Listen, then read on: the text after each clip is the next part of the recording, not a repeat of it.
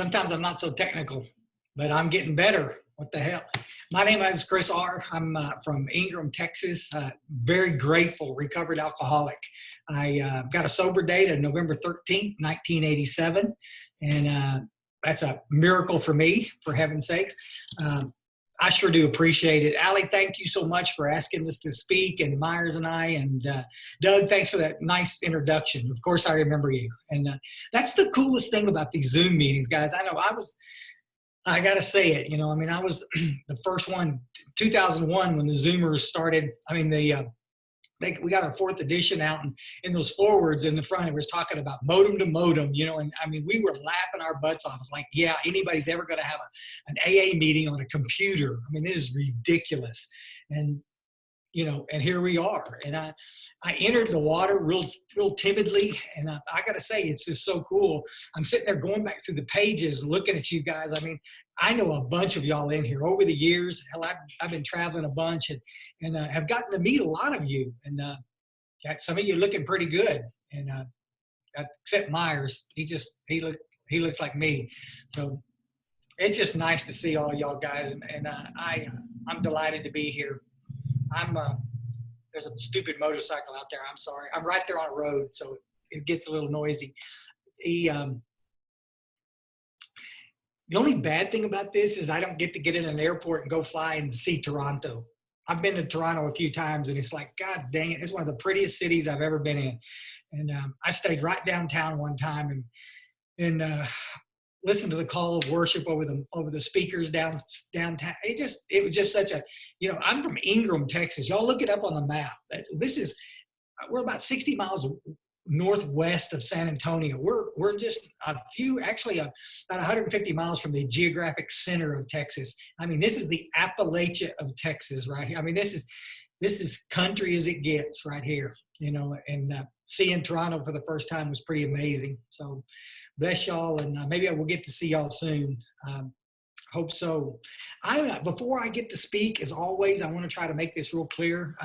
And I know I'll say it again in the morning. Myers and I get to do little workshops tomorrow, and some of y'all maybe will get a chance to come see us again, and I'll say it again then. But all I intend to do tonight and tomorrow is get a chance to share my experience, and my experience may be different than your experience. So please, if I say anything that you don't agree with or offends you, give me the opportunity to make amends. It's not my intention to be controversial, whatever, but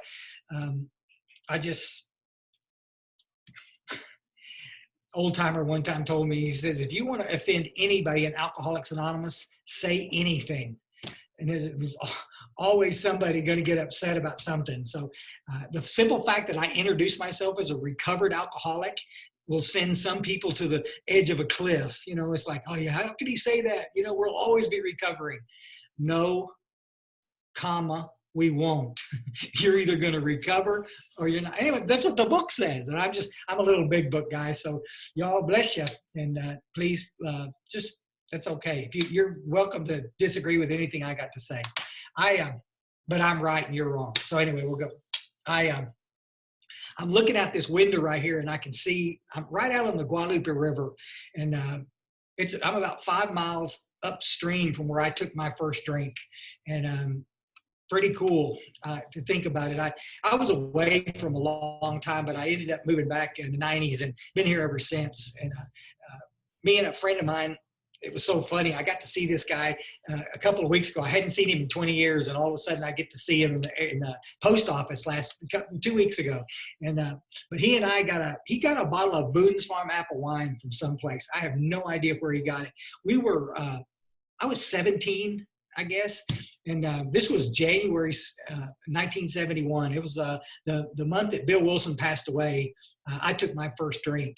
And we sat up next to one of these big old 700-year-old cypress trees right down on the river and drank that bottle of Boone's Farm.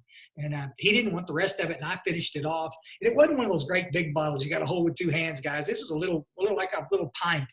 And just enough. I had just enough alcohol for the first time to start feeling the effect of it. And I remember walking back across that field, back up to our little house on Goat Creek Road, and I remember walking up that front porch. I remember thinking, "This is why my dad drinks," and because I got to tell you, it was the first time I ever remember being completely, totally comfortable in my own skin. I'd never had any booze, guys. I'm going to tell you, I'm not one of those that want to stamp out alcohol, because I got to tell you, if it hadn't been for alcohol, I don't know if I would have graduated from high school. I was a miserable little cuss. Myers and I were born. We were born out in Odessa, Texas, out in the oil fields. My father was a printer. He was one of the nicest, kindest men you'd ever come across. He was a craftsman, and he taught Myers the bookbinding business, and he was a sweetheart, but he was an alcoholic. We would call him a periodic. He would stay sober for long periods of time, and then he'd bring home a 6-pack of Schlitz beer. And do they still make that? Any of y'all ever seen it? Schlitz beer. I don't know, but that's what he drank, and we knew the siege was on, because he'd be more or less every night when he'd get home, he'd be drinking, and you know, there was no weird, goofy stuff in our family. My little sister, a couple of months ago, sent us a little packet of pictures that she got from Mom after she passed away, and I'd never seen these pictures. There's one of us up there in Odessa, Texas, Myers, and my 2 sisters, and my mom and dad. You know, we're sitting out in the backyard on a blanket and little picnic out in the backyard. And I mean, I don't remember. We were kids at the time, but it was an idyllic picture. And that's what our family was. I mean, Mom was a professional artist, and we were on the front row of the Baptist church every time the door opened up. And, you know, I don't know. Genetics, you could give my family tree a kick, and I guarantee you the little alcoholics would drop out of the tree. You know, a lot of ancestors on both sides of the family were alcoholics, but and that's where we got it. My twin brother and I got it, and you'll hear from him later tonight. And my 2 sisters didn't. They still freak us out every Christmas when they get together. We've been trying to get them drunk for 30 years, and they won't do it. I don't know. They'll drink a couple of drinks and say, no, I'm starting to feel it. And that's it. That means they're good. They're done. And I don't understand that. They got to be adopted. They can't come from this family. But anyway, Pops moved us here to the Hill Country as early as he could. And it was about 1964 when we moved here. And I lost my eye in a rock fight out there in West Texas. And he loved the river. He liked to fish. And so he moved us down here where the water was. And that's where I grew up. And we graduated from high school, and it was just typical country town, guys. On the weekends, we'd get some kegs and put it out on the property we owned out in the country and have a little bonfire, and everybody make fools of themselves. But it was just no big deal, guys. Nobody was getting in trouble and robbing liquor stores. We were doing okay. And I wanted to be a professional chef, and moved. Myers went to school a year, and then after graduation, I stayed in the Hill Country and worked a couple of cooking jobs, and had an opportunity to get in this apprenticeship program in Houston, Texas. And Myers had an old Volkswagen Beetle. Y'all remember those? And he had a bumper sticker on the back that said, "Get drunk and be somebody." I have no idea where he got that bumper sticker, but we got on that and drove to Houston, and we were going to be somebody, I got to tell you. And we weren't even old enough to buy booze, guys, but the next door neighbors were. And so we'd get them to get us a case of beer at a time, and we'd drink. And I'll keep saying this, guys. I don't want to drive you crazy. We weren't robbing liquor stores. We weren't getting drunk driving charges. We were holding it together pretty good. Sometimes in the big book, it paints this picture that every time you drink, you lose control and drink until you can't drink no more. That's called end-stage alcoholism. A lot of people don't ever get there for long periods of time. So, you know, if we're trying to scare people in the rooms by our stupid stories, sometimes it works against us because they haven't experienced some of that stuff. Anyway, I had a bunch of years coming at me, and I was pretty successful in the food business. I don't know what to tell you. I started doing these things. I don't know how to explain. I started doing these things called geographics. You know, I worked at that job there in Houston for a couple of years, and was pretty good as far as it went. You know, we had a nice little apartment with a bunch of guys in there, and we were having fun. But the depression started kicking my butt, and I started moving around a bunch. That's the cool thing about being in the food business. If any of you guys have been in the industry ever, y'all know what that's about. It doesn't make it darn what. I've never been fired from a job, but I quit a whole bunch of jobs, you know, and I'd leave. And if I thought you were coming close to me about my drinking, I'd split. And everybody accepted drinking on the job. Everybody in those kitchens were drinking, and it's okay. We just, they didn't care as long as you showed up and did what you were supposed to do. They just didn't care much. And I understand they do now, but back in the day, they didn't. And I left and went to Austin, Texas, and was at a country club, and got my first sous chef's job at a country club, and was there a couple of years. And I went to Atlanta, and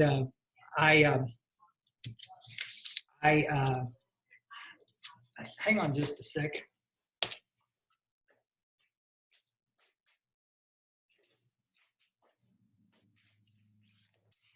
First time I ever had to do that. Somebody was at the door. I hope it wasn't, yeah, Publisher Clearinghouse.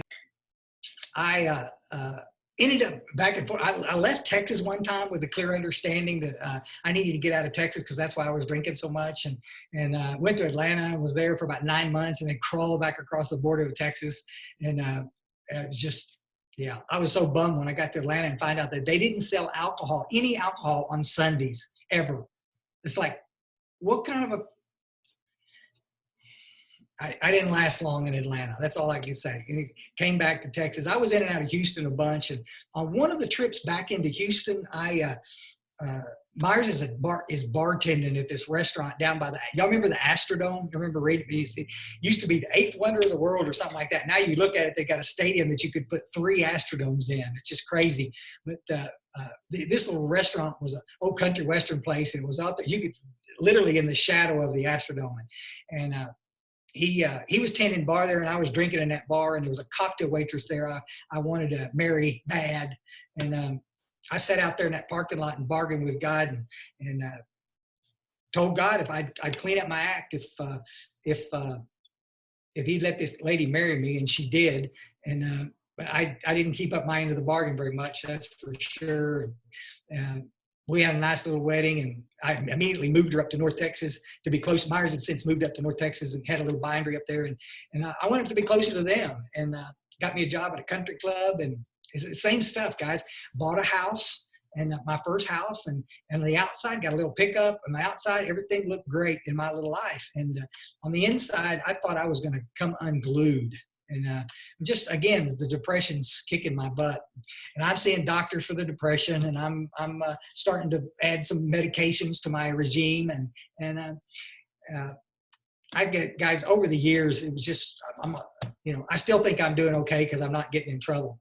And I came home one night. I had an opportunity to run this little restaurant up north of Denton, and it was a pretty good opportunity for me. And I was up there with the owner, and we were, we'd been drinking all day long trying to set this kitchen up. And this was back in the early 80s. I don't know if any of y'all remember the early 80s in the United States. I don't know about in other parts of the world. We had this show on TV called Miami Vice. Y'all ever remember that? Yeah. Everybody in there. Yeah. Some of you guys recognize that. Yeah. We all thought we were Don Johnson. We were all little drug runners, and yeah, everybody, even people that didn't drink were doing cocaine. Y'all thought, it was just, it was crazy. And I know this is AA, but those outside issues started to play a part. We're doing some of that stuff at work, and I came home and I don't remember what the fight was about, but we had a little pushing match, and I raised my voice, and it's kind of something that we learned not to do.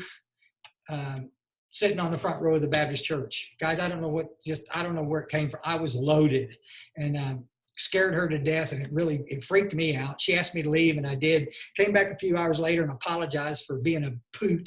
And she just asked, she said, why? What happened? And I finally told her. She knew I was drinking, but she didn't know how much I was drinking. She was convinced my problem was that I was drinking too fast. And she kept trying to slow me down, Anyway, we had all kinds of tricks, but bless her heart, she didn't know about the other outside issue stuff, and I told her I would quit, and she said, no, really, if you want to stay married to me, you're going to have to stop. And I made her a promise that I would, and I can't not say it, guys. Y'all have heard me, some of y'all, a million times. When I looked her in the eyes with tears in my eyes and told her that I was going to quit drinking, I meant it. I didn't want to end up like my dad. I didn't want to drink like that. And I didn't want to ruin this relationship. And a week and a half later, I poured out everything. I got rid of the booze. I called Alcoholics Anonymous. A week and a half later, the owner guy asked, we stayed after work, and he gave me a beer in front of me. We went over some function sheets, and I drank a beer, and I'm patting myself on the back as I walk home, walk in the front door, and she smelled the booze on my breath, and that was it. It was the end of that marriage, pretty much. And I spent the next couple of months trying to save the marriage, and going to Alcoholics Anonymous, and guys, yeah, but I got to go back and hit it. Y'all need to hear it, because I know some of y'all can identify with this. There's always somebody that wants to make a joke about that. If an alcoholic's mouth's moving, he's lying, and I'm not saying that's just not true. And I think it's disrespectful. So if you're saying it, quit. Just like we're not a bunch of misfits in Alcoholics Anonymous. There's a couple of people, I guarantee you, we got 457 people in this room right now. Some of the people that are in this gathering are goofy to the core. I understand. There's no doubt about that. But there's some of the finest people on earth in this gathering. When I looked her in the face and promised her, I meant it. I didn't understand that I didn't have the power to manage the decision to stay stopped. So many people out there, guys. I worked in the treatment business for 27 years. I got to tell you guys, there's so many people out there, especially family members, people that are not alcoholics. The sad part is a lot of alcoholics believe it too, that if we will finally get to a place where we really want to stop or need to stop, then we're going to be able to quit. See, if we can do that, this is a behavioral problem. If you can quit, there's a line in the book that says it, I'll paraphrase, if you can stop on a non-spiritual basis, you ain't one of us.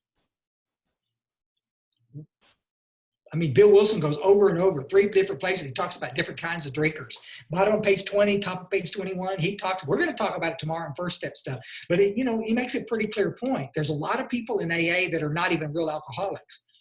They don't have to do the work. And they're nice people, and they're welcome.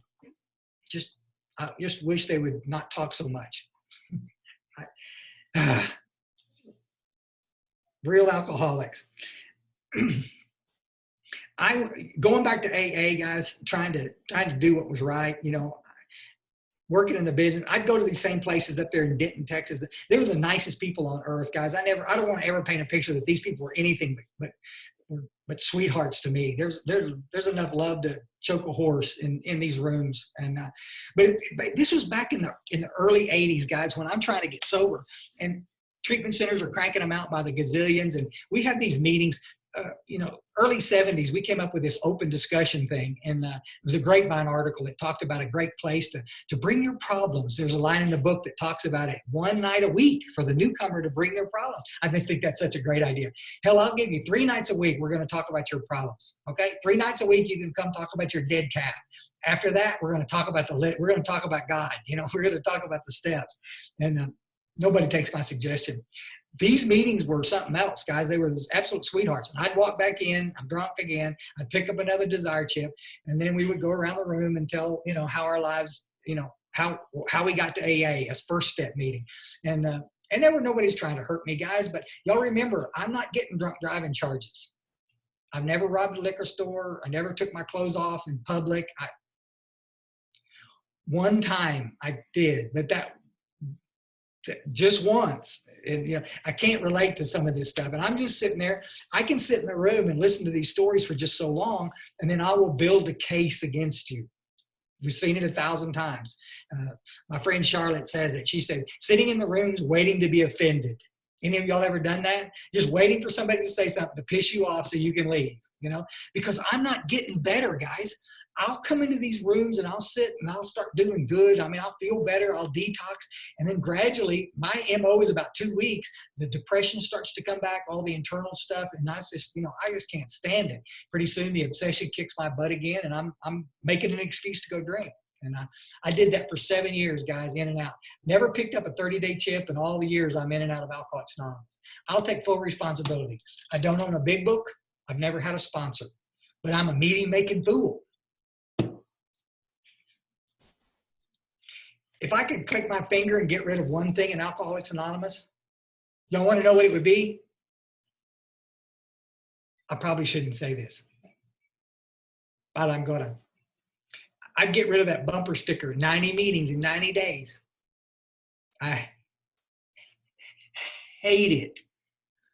Yeah. Too many people. This idea that if I go to a meeting every day, I'm going to be able to stay sober. Yeah, some of you are applauding. Some of you just left the room. I know, I'm sorry. That's the way it goes. You got to go to meetings. We'll talk about it tomorrow. Anyway, I'm going and I can't stay sober. I'm working for my brother eventually. I can't cook anymore. I'm just too banged up. And great opportunity to work with him. Myers and I are thick as thieves. We always have been. And he let me work in the warehouse there in the bindery, and loved it. I worked there for, I don't know, 7-8 years, and I got sober there. And it was pretty cool. We were best drinking buddies. We'd work, and after work, we'd get together and go work in the garden and drink and cook and drink. And it was, here we go, you know. And but gradually, this thing called depression is kicking my butt, and I'm a mess. I've gone to IOP. I'm trying to get sober, and counselors trying to explain why I can't get sober. I just trying to blame everything on the outside why I can't get sober. And the truth of the matter is I won't do the things that I'm supposed to do in the program. In defense of me and some of y'all, I'm told. It was just keep coming back. Well, I kept doing it. And I don't know, one night I left work, and I remember, y'all remember when you used to drink, when you first drank, how your tolerance was so high? The illness travels different in different people, and it can travel real fast in some and not. But I mean, my tolerance levels. I used to go drink in bars where Myers used to attend. I mean, people would sit around and watch me drink because, buddy, I could pack it away. Towards the end of my drinking, I couldn't drink two beers, 3 beers, and I'm slurring my words. And it's just that your tolerance levels will start dropping back off again. That's how a lot of us end up in treatment. A lot of us end up, trying to, and that's where I am, guys. There's a great line in the book that says, you're going to get to a place where you can't imagine life living with it, or you can't imagine life living without it. It's on page 152, I think. And it's just, that was where I was at.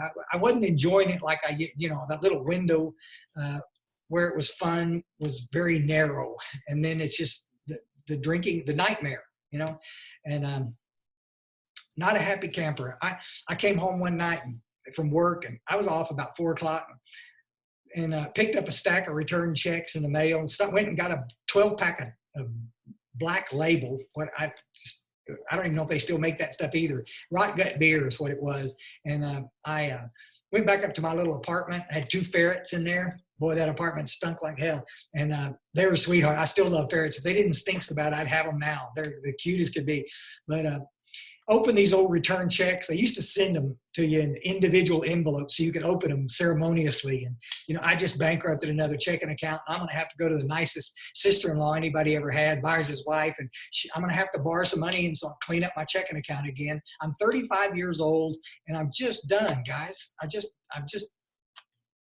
not talented like Myers. I'm never going to be a success at bookbindery, and I'm living in a town I don't want to be in, and I got no girlfriend, and I got no career anymore, and I'm drinking myself to death. And I've tried AA. It didn't work. And I tried to commit suicide. And stupid. You know how God intervenes. It's so close. I took a couple of bottles of pills and ate them down, and about the time they hit my stomach, I had second thought. I believe I heard a voice that night that said, "Don't do it." I made myself sick. And voice said, "Go back to AA." And I'm made a commitment to go back. And I'm convinced. Well, the next day I was running late from work. I'm detoxing. I went to a doctor at lunchtime, and I'm detoxing, and I'm heading home, and I'm going to stop off at this AA club I'd never been to before. This guy had shown me years ago. He'd showed me where it was, and he said it was a big book meeting. Again, I don't know what that is, but it doesn't sound very good. Bunch of recovery zealots in there or something. But I walked in the door. Some of y'all heard me tell this story 1,000 times, but I can't not tell it. I parked in the back so nobody would know who I was coming back to AA, and like I was anonymous. All you needed to do was look at my pickup and see that I was a drunk. Oh my God, I was a mess. Myers sent me a picture not long ago with that old pickup truck. It was the coolest. And I walked in the back, and everybody was smoking and having a good old time in there. And this was back in the day. We could smoke at every AA meeting on earth. And we ruined it for you new guys. But anyway, and the chairperson had seen me up in North Texas for years. And Wade, he said, "Chris, come on up here with me." And I got real self-conscious, guys. there's just too many people in there, and I'm coming unglued a little bit. I'm a little claustrophobic anyway, and they're all loud and smoking, and I just like I got about, I don't know, 10 feet in, and I says I got to go. I'll see you on Monday. I'll come back. I'm going to go home and detox for a while, and I took a step back. I stepped on this little girl's foot. She drugged me back down in a chair, and she said, "Sit down, cowboy." She's a sweetheart. She said, "Sit down, cowboy. You're not going anywhere." And her sponsor across the way and couldn't get to me and pointed, and she got me. Thank God. I still get emails, guys. Y'all think I'm making it up? I used to save them. Emails from all over the world. People hear these CDs and then me talking about that. And she said, in Germany, men sponsor men and women sponsor women. We'll talk about that tomorrow too, guys. This little girl didn't sponsor me. She stopped me from leaving the room. If it hadn't been for her, I don't know what I would have done. She got me a cup of coffee and a paper towel to clean it up. I kept spilling it. I'm shaking like a leaf. And chairperson, I got to tell you guys, the chairperson looked at the wall. I'll never forget. He glanced up and was looking at the steps on the wall. And then he looked back at me for a second and just kind of got quiet. He's fixing to start the meeting. And he said, "We got a newcomer coming back in here. Chris been around for a while. Why don't we tell Chris how our lives have changed as a result of working the steps?" See, I never heard that. In all the years I'd been in AA, I never heard that as a topic. What I heard 1,000 times was, "Let's tell Chris how we got here." Okay, which means everybody's going to go around and talk about how many drunk driving charges they've got, how many people they chopped up, put in plastic bags. It just drives me crazy. If they'd have done that, I'd have left. I don't know, guys. I know how you got here. I know how I got here. I drank too much. All right. Yeah. Those people that night gave me the one thing I needed more than anything. It was about 24 hours from my suicide attempt. And these guys gave me the one thing I needed, which was hope.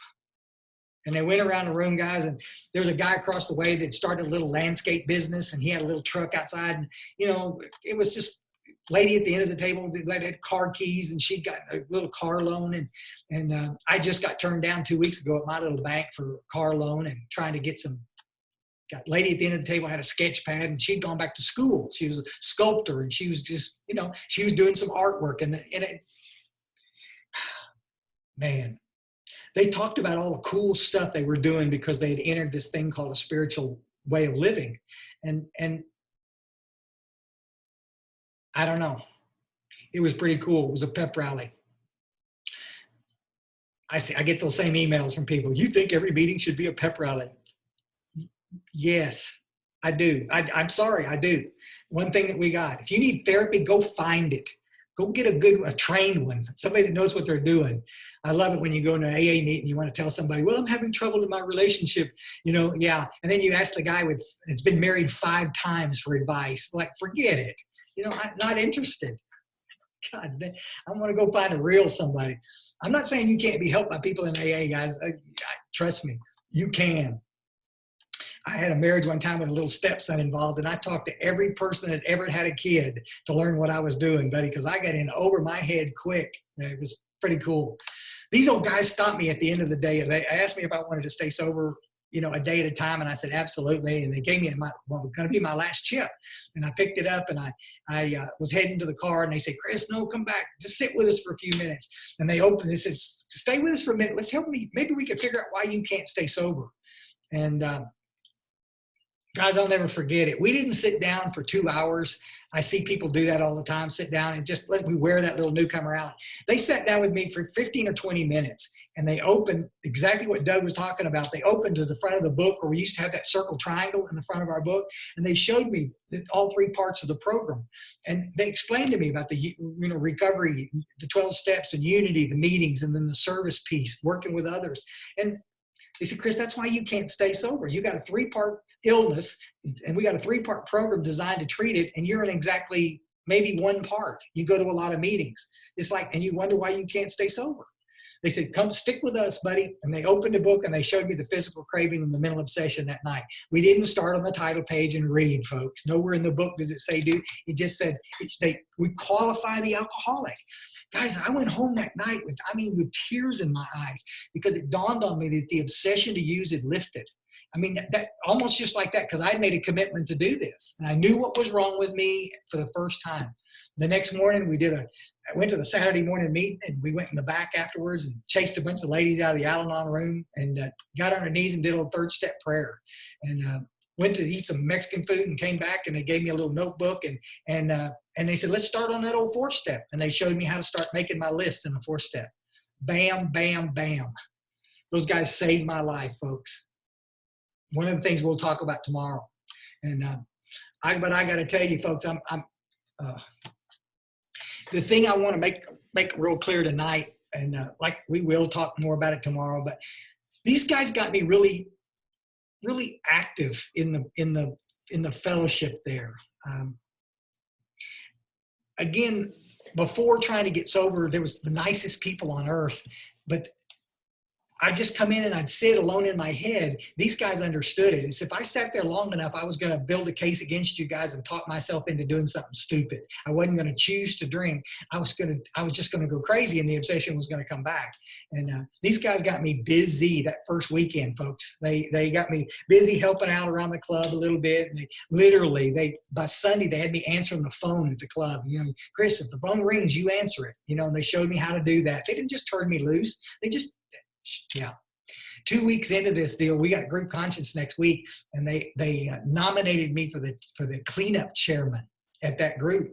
And they figured since I was in the food business, I know how to clean a kitchen, then maybe I could be useful. And anyway, I didn't think that anybody would vote because nobody knew who I was. And I went to my first group conscience. I'll never forget it. All those years, I went to my first group conscience, and those knuckleheads railroaded me. It was a unanimous vote as cleanup chairman. And after the meeting, I asked them for a list of the people on my committee so that we could organize the cleaning. And they spit coffee. I mean, literally all over the floor. They're laughing so hard. They said, Chris, there's no committee. You're it. You are the cleanup chairman. That means, that means I was so bummed. I thought I was going to have a staff. But I'll never forget, a couple of days later, Myers let me off work, and I went over there, and they gave me keys to the place. And I went over there one afternoon about 1 o'clock, and the next meeting's at 6 o'clock, folks. And I mean, I got in there, and I cleaned that club like a big dog. I know how to clean it. My wife may argue with that, but I know how to clean a kitchen, and spotless. And I cleaned those I vacuumed and the whole bit anyway. I'm sitting back in there about 30 minutes before the meeting, and I got a pot of coffee going, and I'm sitting in there soaking sweat. I'm just wet in my little t-shirt. I've been busting my butt. And this lady comes in, and was the matriarch of the group. I don't know how old. She was older than Jesus when I got sober. I don't know how, but she'd been there forever. And she walked in, and I could hear her in the kitchen like that. She was gasping, and I heard her walk back to the bathroom, turn the light on. Oh my God. And she turned back around the corner and came back into that meeting room. And she said, did you clean this place? And I said, yes, ma'am. And she walked around behind me like that. She got her little bony arm around my neck, and she gave me a little back hug, and she said, boy, we need you. Mm-hmm. Y'all realize how long it had been since anybody had said we need you? I'm weeks away from a suicide attempt because I felt completely useless. I don't know, guys. They hooked me. Those old timers, I have so much reverence for those people that were there, and the men and women that were there, guys, young sobriety, old sobriety in that group. And they raised me in Alcoholics Anonymous. I'm 35, and I'd learned to date in Alcoholics Anonymous, not stalk, date. It's different. And I learned so much, and I started a little business. Myers gave me a little spot on the shop floor and let me start a little business there, a little screen print business. And I had the opportunity to go to school for it. And it was pretty good. I never made a penny at the job. I was a complete failure, but I got excited about my life. And I didn't have any of those old timers. I see it in Alcoholics Anonymous. It breaks my heart. I see so many groups out there, so many people that they spend so much time with a newcomer telling them what they can't do. You can't make any major decisions for the first year. That's not what the big book says. It says, be careful. Talk to somebody about it. You can't date for the first year. Who came up with that crap? Oh, in case y'all didn't hear me, that's crap. Makes us look cultish. It makes us look stupid. I'm not drinking because of women. I'm drinking because I don't work the steps. You work the steps, you'll have a spiritual experience, and there's not a woman on earth that can get you drunk. Guys, that's the cool part about it. We're talking about a solution. Nothing external has to change for me to be okay. I have to change. And I can't change myself. This is that spiritual connection. I don't know. I'm lucky I landed in a room full of those people that understood that. And they loved me, guys. And I just, there weren't a bunch of people. I mean, guys, there's no don'ts in the big book. They didn't sit around telling me what I couldn't do. They told me what I could do. So get out there and start enjoying life. Get out there and start doing exactly what Bill Wilson and Dr. Bob did. Today was, somebody sent me a text earlier. Today was Bill Dotson's AA birthday. AA number 3 got sober today. I don't know how many, 1935. And Bill Wilson was the first guy he had after Dr. Bob and them get sober. And I mean, how cool is this? He'd been back to treatment 8 times. This guy had been to detox, and these guys got hold of him. And this old boy finally got sober. I mean, how cool is that? It didn't happen by osmosis. Tomorrow, late afternoon, we're going to be doing some 12-step stuff. And I'm going to tell you guys, none of this stuff happened by osmosis. It just didn't happen. Oh, I get emails from everybody. You just finally wanted to stay sober. That's why you got sober. That's not true. I got sober because a bunch of people in an AA group actually gave a poot if I heard the message or not. They didn't foster some false dependence on them. They explained to me that the dependence was on a higher power. And that if I would work the 12 steps, that obsession would go away. That's why they worked me through them very quickly, just like Bill Wilson did, just like Dr. Bob did, just like Bill D did, just like all the first 100. None of those guys were taking longer than a few weeks to work the steps. The guy that brought Alcoholics Anonymous to Texas, a guy named Larry Jewell, he had never been to a single meeting. He had to get out of Ohio because it was too damn cold up there. And he had a job in Houston in a newspaper. And they put him on a train, handing him a book and said, go save some folks. And he went to Houston and wrote some articles about Alcoholics Anonymous and started the first meeting in Houston, Texas. And all the other little meetings started from there. How cool is that? They didn't tell him I'm not going to beat it to death. Y'all understand where I'm going with it, right? Action, action, and more action. Get in there and work the steps, and then go help carry that message to them little knuckleheads that needed our help. Big Book, 1942, there was a letter that Bill Wilson wrote. There's an excerpt from it As Bill Sees It. And we had these little stickers. Some of you got them on the backs of your books. I could see them in there. It says, our chief responsibility to the newcomer is an adequate presentation of the program. And if there's one thing in my little sobriety life that was instilled in me from my first sponsor, Mark H was my sponsor for a whole bunch of years. And when he passed away, I got a guy named Gary B in Indianapolis, wonderful man, but they all shared the same stuff with me, that our responsibility was that little newcomer. Gary and Don P, all of those guys were in that, exactly what Ali was talking about, that first little bunch of golden slippers over in Denver, and those ideas of the idea of actually working the steps. And I mean, it's hard to believe that there was periods of time in Alcoholics Anonymous when nobody was working the steps. And Bill Wilson saw it. He saw it, started seeing the success rates drop back through the toilet. He talks about it. He writes about it. We could talk about that tomorrow. They're back up again now because we got whole rooms of people just like y'all, little big book thumpers out there carrying the message and slinging some hope for that newcomer. We're actually making a difference, folks. I'm seeing more and more people come in and get into rock solid sobriety because there's a whole bunch of people that actually care. So a whole bunch of people that actually want to get in there and try to, try to do something to be of service. And each of us in our own way, guys, are going to do that. I'll mention this, and for so many years, guys, even once I got sober, was in that group in Louisville, at times my head would start playing games with me. And some of y'all have heard this voice in your head, and it would be the voice that would say, Chris, you're not sober long enough to sponsor. You are not smart enough to chair that meeting. You are that self-hate stuff, that negative crap. We hear it all the time, guys. And if it's reinforced by an old timer in the group that says, yeah, you probably ought to wait a while to chair a meeting, you're never going to do it. You got to get in there, guys. It doesn't mean we turn them loose. Those old timers, guys, they say, Chris, it's about time you chaired a meeting. And I asked me one Saturday morning to read how it works. And I said, I won't, because I'm afraid I'm going to mess it up. Y'all follow? I'm afraid I'm going to screw it up, and then y'all will laugh. And today, I mean, God, we all laugh at each other, for heaven's sake. But they said, the guy, it pissed him off, and he left the meeting, and I went outside, are you okay? And he says, no, I'm tired of you being a taker. He said, you've been a taker all your life. He says, when are you going to start giving back? He wasn't mad, he wasn't trying to be hurtful, but he's just telling me the truth. Guys, there are people that love me enough to tell me that. And I says, okay. He said, next Saturday, will you read? I said, yes, sir, I will. And I went home and I practiced. Oh my God, guys. I had that book and I'd sit up and I'd sit in front of it. Y'all think I'm making this crap up. And I'd sit in front of the mirror, and rarely have we seen a person fail who is thoroughly, I'm this dramatic license. Rarely have we, no, that won't work. I'm practicing like this all week long. I could memorize it. And I'm sitting there Saturday morning, and I'm ready to read. Okay, we got the guys like that. Y'all ready? And he handed me the stupid traditions. God, I hadn't practiced the traditions. And I got in there and I read those traditions and I screwed them up. And oh my God. And everybody laughed just like y'all are doing.